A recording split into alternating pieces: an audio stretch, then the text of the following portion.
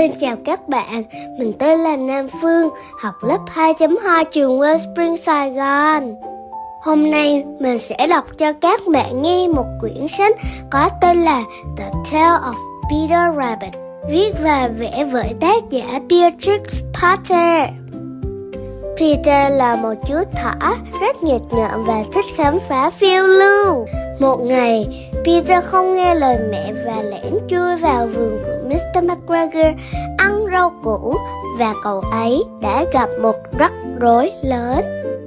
Tuy nhiên, nhờ vào trí thông minh và sự nhanh nhẹn của mình, Peter đã vượt qua thử thách và về với mẹ, với các chị em Mopsy, Flopsy và Cottontail.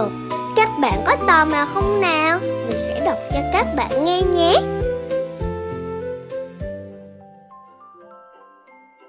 Once upon a time, there were 4 little rabbits, and their names were Flopsy, Mopsy, Cottontail, and Peter.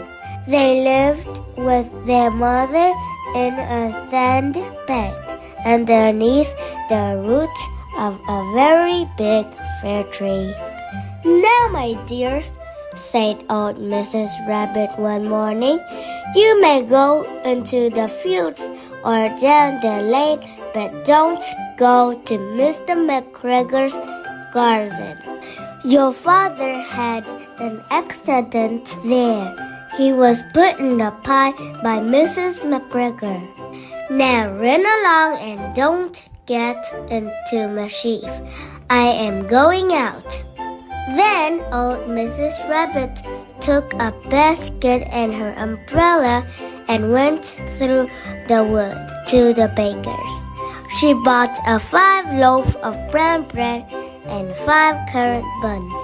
Flopsy, Mopsy, and Cottontail, who were good little bunnies, went down the lane to gather blackberries. But Peter, who was very nasty, ran straight away to Mr. McGregor's garden and squeezed under the gate. First, he ate some lettuces and some French beans, and then he ate some radishes. And then, feeling rather sick, he went to look for some parsley. But round the end of a cucumber frame, whom should he meet but Mr. McGregor? Mr. McGregor was on his hands and knees planting out young cabbages. But he jumped up and ran after Peter, waving a rake and calling out, "Stop, thief!" Peter was most dreadfully frightened. He rushed all over the garden, for he had forgotten the way back to the gate. He lost one of his shoes among the cabbages, and the other shoe amongst the potatoes. After losing them, he ran on 4 legs and went faster, so that I think he might have got away altogether if he had not unfortunately run into a gooseberry net and got caught by the large buttons on his jacket. It was a blue jacket with brass buttons, quite new. Peter gave himself up for lost and shed big tears, but his sobs were overheard by some friendly sparrow, who flew to him in great excitement and implored him to exert himself. Mr. McGregor came up with a sieve which he intended to pop upon the top of Peter. But Peter wriggled out just in time, leaving his jacket behind him, and rushed into the tool shed and jumped into the can. It would have been a beautiful thing to hide in if it had not had so much water in it.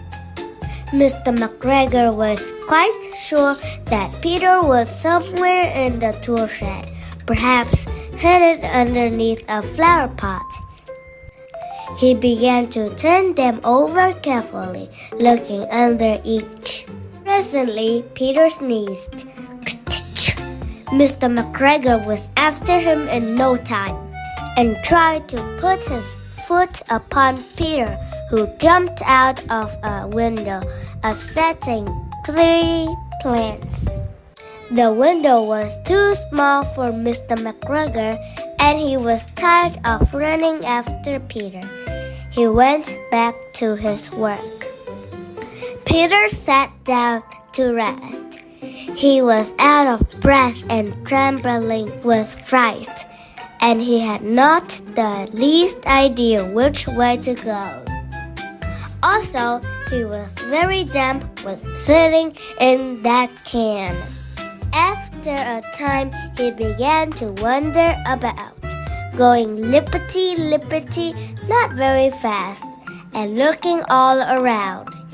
He found a door in a wall, but it was locked, and there was no room for a fat little rabbit to squeeze underneath. An old mouse was running in and out over the stone doorstep, carrying peas and beans to her family in the woods. Peter asked her the way to the gate, but she had such a large pea in her mouth that she could not answer. She only shook her head at him. Peter began to cry, find his way straight across the garden, but he became more and more puzzled. Presently, he came to a pond where Mr. McGregor filled his water cans. A white cat was staring at some goldfish. She sat very, very still, but now and then the tip of her tail twitched, as if were alive. Peter thought it best to go away without speaking to her. He had heard about cats from his cousin, little Benjamin Bunny. He went back towards the tool shed, but suddenly, quite close to him, he heard a noise of a hoe. Screeched, scratched, scratched, screeched. Peter skirted underneath the bushes. But presently, as nothing happened, he came out and climbed upon a wheelbarrow and peeped over. The first thing he saw was Mr. McGregor hoeing onions. His back was turned towards Peter, and beyond him was the gate. Peter got down very quietly off the wheelbarrow and started running as fast as he could go along a straight walk behind some blackcurrant bushes. Mr. McGregor caught sight of him at the corner, but Peter did not care.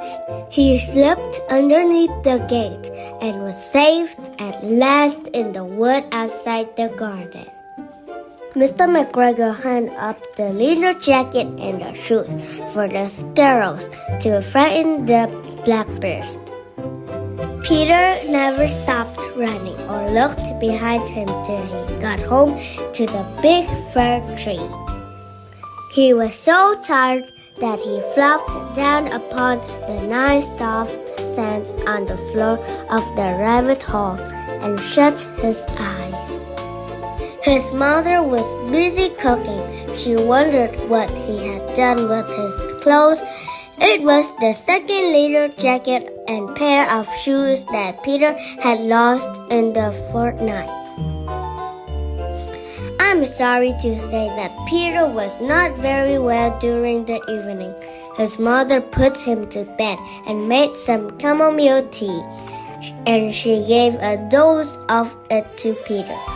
1 tablespoonful to be taken at bedtime. But Flopsy, Mopsy, and Cottontail had bread and milk and blackberries for supper. The end.